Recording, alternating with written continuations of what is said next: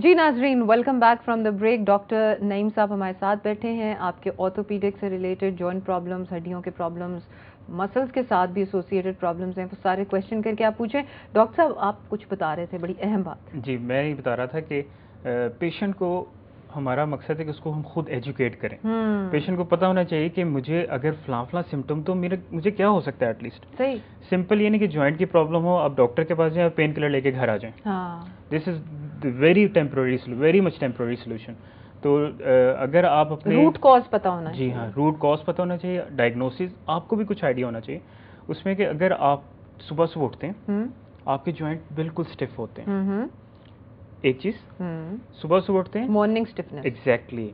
सुबह उठते हैं, आपकी हाथों की उंगलियों के जोड़ स्पेशली दुख रहे होते हैं, दुखन होती है। और मुट्ठियां, आमतौर पर जो पेशेंट सुबह उठते हैं मुट्ठियां बंद नहीं होती। अच्छा। फॉर वेरी फ्यू मिनट्स, लेकिन दिस इज इम्पोर्टेंट। दूसरा, और ये सिमेट्रिकल होता है, एक साइड पे नहीं, दोनों तरफ होगा, दोनों हाथों में होगा।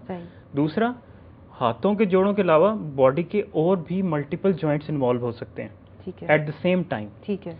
तो माइट बी और माइट नॉट बी, यूजुअली। सो अगर इस तरह की सिम्टम है, यानी बहुत सारे जॉइंट्स इन्वॉल्व हैं, सुबह को स्टिफनेस हो रही है, उठने में प्रॉब्लम हो रही है, हाथों के दोनों तरफ के जॉइंट इन्वॉल्व हो रहे हैं, मुट्ठियां क्लोज करने में प्रॉब्लम हो रही है, तो गालिबन आपको रोमेटिज्म या रोमेटॉइड आर्थराइटिस या गैंठिया की तकलीफ है।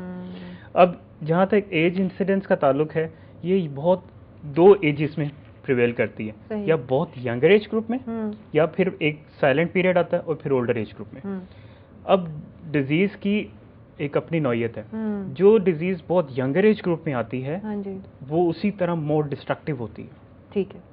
इसलिए डिस्ट्रक्टिव का अगर आपको पता है कि बहुत ज़्यादा जल्दी आ गई है और जॉइंट्स को ख़राब करने की सलाहियत भी उसमें ज़्यादा है, अगर इस स्टेज पे आपका डायग्नोसिस नहीं होगा तो क्या होगा?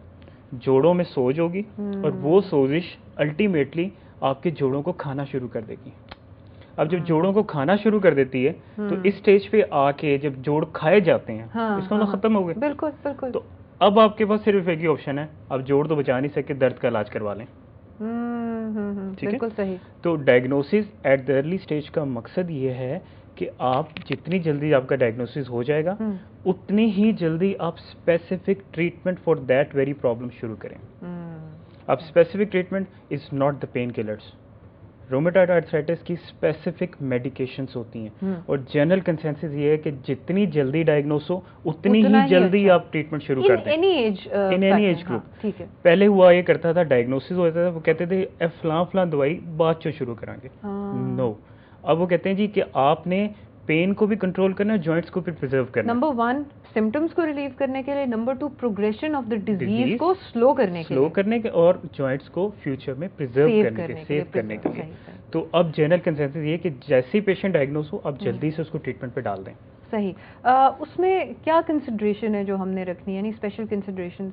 उसमें ये ना कि आपने, देयर आर डिफरेंट क्राइटेरियाज।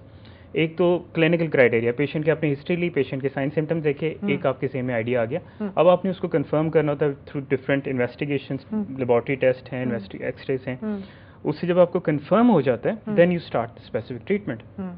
उसमें of course symptomatic treatment, pain killer देंगे, और स्पेसिफिक रोमेटिज्म की या रोमेटॉइड आर्थराइटिस की ड्रग्स होती हैं, उनको आप शुरू करवा देते हैं ताकि मरीज के जॉइंट सेफ रहें, खराब ना हो। हाँ, बिल्कुल ठीक है। आपने देखा होगा कि ओल्डर एज ग्रुप में कभी कुछ खवातीन जिनके जोड़ों की तकलीफ, हाथ बिल्कुल टेढ़े हो जाते हैं, ठीक है, वो चीजें खाना तक नहीं खा सकते, जॉइंट स्टिफ हो जाते हैं, जाम हो जाते हैं, जुड़ जाते हैं। Exactly, it is the late complications of rheumatoid arthritis. सही सही। अच्छा, हुमा हैं, वो कह रही हैं कि बड़ा अच्छा प्रोग्राम आपका जा रहा है, बड़ा इन्फॉर्मेटिव है।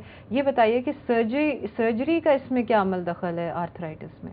देखिए, शुरू में तो जैसे डायग्नोसिस होता है तो उसमें हमने जैसे बात की, तो हमने मेडिकल ट्रीटमेंट पे रखना है। But once the joints are destroyed, जब जोड़ बिल्कुल ख़त्म हो जाते हैं, especially knee joints, hip joint, चलना फिरना दोभर हो गया, अब अल्हम्दुलिल्लाह ऑप्शंस हैं हमारे पास, हम उसको सर्जिकली हैंडल कर सकते हैं। लाइक हम नी जॉइंट की प्रॉब्लम है जिसमें पेशेंट चल नहीं सक रहा, तो उसमें नी जॉइंट को रिप्लेस कर देते हैं, नए जोड़ डाल दी जाती हैं। इसी तरह हिप जॉइंट्स, अगर पेशेंट चल नहीं पा रहा because of the hip problem, which is about I think कोई 20 साल पहले से एडवांसमेंट शुरू हुई है, वरना लोग जुड़े बैठे रहते थे सारी उम्र के लिए, बेड बाउंड हो जाते थे, चेयर बाउंड हो जाते थे। तो अब ये कि because of investigation, current invention हम जॉइंट्स को चेंज करके पेशेंट को अप एंड अबाउट कर सकते हैं। नहीं, मैंने देखा है बहुत सारे हमारे इर्द गिर्द भी जो लोग हैं, कुछ मेरे पेशेंट्स ऐसे उन्होंने नी रिप्लेसमेंट कराई है and they feel much better and they are better able to walk. क्योंकि डॉक्टर साहब अमूमन मैंने देखा है, जैसे अभी हम बात कर रहे थे कि आपने कहा कि बेंड, वो जो कॉलर थे अदनान, उन्होंने कहा कि जी मैं बेंड नहीं कर सकता, दर्द होती है ना, तो लोग फिर एक्सरसाइज से घबराते हैं। जब एक्सरसाइज से घबराते हैं तो वेट गेन शुरू हो जाता है इस एरिया में, फिर वो विशियस साइकिल में चले, फिर वो विशियस साइकिल वाला सीन हो जाता है। तो वो बहुत जरूरी है कि जिस तरह आपने कहा कि फिजियोथेरेपिस्ट से पता कर लेना चाहिए कि कौन सी एक्सरसाइज आफ्टर डायग्नोसिस सही कि इस पॉइंट पे टारगेट करें। फिजियोथेरेपी का भी रोल है रूमेटॉइड आर्थराइटिस। लेकिन फिजियोथेरेपिस्ट ने तभी आपको हेल्प करना है जब आप उसको एक डायग्नोसिस बना के गाइड करेंगे, but he can not give exercise program by his own self. ठीक है। So it is a liaison between the doctor and the physiotherapist कि वो उनको बताए कि after diagnose and advise which type of exercise he requires and then he plan और एक अपना प्लान चेकआउट करके देते हैं। सबा की है ईमेल, वो कह रही हैं कि उनकी मदर ऑस्टियोआर्थराइटिस से सफ़र करती हैं, तो इस बारे में प्लीज़ ज़रा बताएं। अच्छा जी, ये हमारा जोड़ों की एक और तकलीफ की तरफ हमने मूव करना था, जो सबा ने हमें खुद ही मूव करवा दिया। तो ऑस्टियोआर्थराइटिस जोड़ों की एक ऐसी बीमारी है जो कि एज रिलेटेड होती है। इसमें सबा ये होता है कि जो ख़वातीन या हजरात जो भी हमारे हैं 50 क्रॉस करते हैं तो वियर एंड टियर तो हमें सब में होना है, कुछ में कम कुछ में ज़्यादा, लेकिन वियर एंड टियर से जो जॉइंट डिस्ट्रॉय होते हैं उस बीमारी को हम कहते हैं ऑस्टियोआर्थराइटिस। इसीलिए हम काफ़ी वो कर रहे हैं, वो क्या उसको कहते हैं, वर्ड पिट रहे हैं कि प्लीज़ दूध पिएं, प्लीज़ कैल्शियम अपनी बॉडी में इतना स्टोर करें, एक्सरसाइज करें, लाइफस्टाइल मॉडिफाई करें। ठीक है, तो ये ऑस्टियोआर्थराइटिस की प्रॉब्लम है। उसमें ये होता है कि अगर वो हमने एवेल्युएट करना है पेशेंट को देख के, उनके एक्सरे करा के, और फिर हमें पता चलेगा स्टेजेस डिजीज की किस स्टेज पे हैं आपकी मदर। तो अगर तो अर्ली स्टेज पे हैं, we can manage without surgery, medication, exercise. अगर उनका वजन ज़्यादा है तो वजन कम करवाएंगे, और अगर चलने में प्रॉब्लम हो रही है तो हम नी पे से थोड़ा सा प्रेशर उठा देते हैं। कैसे उठाएंगे? वेरी सिंपल, स्टिक दे देंगे, ठीक है ना।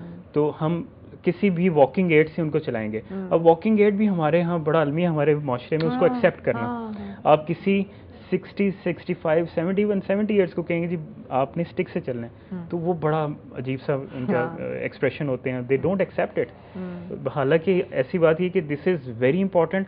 जैसे आप स्टिक पकड़ते हैं जॉइंट प्रॉब्लम के लिए, तो आपका बॉडी वेट डिस्ट्रीब्यूट हो जाता है between a disease joint and the stick. तो उससे क्या होगा? रेस्ट मिलेगा आपके जॉइंट को, और जब रेस्ट मिलेगा तो automatically I also want you to tell people कि जैसे आपने कहा स्टिक या कोई वॉकिंग एड नहीं इस्तेमाल करना चाहते, तो उसमें ये होता है कि दूसरा जॉइंट भी सफर कर जाता है। बिल्कुल, जो ठीक होता है उसको ज़्यादा इस्तेमाल करें ना। अब बीमार जोड़ पे वो कम वजन डालते हैं, एकदम से शिफ्ट कर लेते हैं अच्छे जोड़ पे, वो भी जल्दी खराब हो जाता है। आपकी बात बिल्कुल बहुत necessary. Okay, so now we come to the point जहाँ ट्रीटमेंट पे हम कर रहे थे कि रूमेटॉइड आर्थराइटिस और ऑस्टियोआर्थराइटिस की ट्रीटमेंट इज डिफरेंट। जी बिल्कुल, ऑल टुगेदर डिफरेंट। अब रूमेटॉइड आर्थराइटिस में जैसे मैंने बताया कि स्पेसिफिक मेडिकेशंस होती हैं, ड्रग्स होती हैं, और उनके डिफरेंट प्रोटोकॉल्स होते हैं कि हमने ये मेडिसिन इस्तेमाल करनी है, कब इस्तेमाल करनी है, किस डोजेज में इस्तेमाल करनी है, मॉनिटर कैसे करना है। ऑस्टियोआर्थराइटिस की specific as such treatment medication नहीं है, सिर्फ पेन किलर्स और एंटी इन्फ्लेमेटरी होती हैं, और प्लस फिर lifestyle modification, weight reduction, use of stick and all that. By lifestyle modification what do we exactly mean? उसमें देखें, अगर हमारे घर में सीढ़ियाँ बहुत ज़्यादा हैं तो हम बार बार ऊपर नीचे ना जाएं। ठीक है, कोशिश करें अपना कमरा इस तरह का रखें जो ग्राउंड फ्लोर पे हो। अगर जाना पड़े भी तो शौकिया ऊपर नीचे ना जाएं। ठीक है ना। दिन में प्लान करें, हमने दिन में 1 या 2 बार अपनी स्टेयर्स को इस्तेमाल करें, एक चीज़। दूसरा, अगर हमने हमारा टॉयलेट का सिस्टम नीचे बैठे हैं और उसको हम चेंज करें, ये तो आम सी बात है ना, बिल्कुल। और आप बिलीव करें, पेशेंट्स को जब बताया जाता है और उनसे पूछा आप कैसे बैठते हैं, तो कहते हैं डॉक्टर साहब बड़े औखे होके बैठे। तो आप देखेंगे बड़ी सिंपल सी चीज़ है, यू कैन यूज चेयर और कमोड, और दिस इज वेरी इंपॉर्टेंट। इससे होगा कि जॉइंट की जो रिमेनिंग लाइफ है थोड़ी सी बढ़ जाती है। सही। और दूसरी बात, ऑब्वियसली आप उसको चैलेंज तो नहीं दे रहे हैं ना, मतलब एक बीमार जॉइंट को एक चैलेंज है कि सीढ़ियां और चढ़ो और इंडियन टाइप बाथरूम पे बैठ जाओ, बहुत मुश्किल हो जाता है। और तीसरी, जो वॉकिंग एड इस्तेमाल करें, और एक्सरसाइज, नी की स्पेसिफिक एक्सरसाइजेज होती हैं जो कि अब जोड़ को तो आप रिवर्स नहीं कर सकते, जो जोड़ खराब हो गया उसमें हो गया। ठीक है।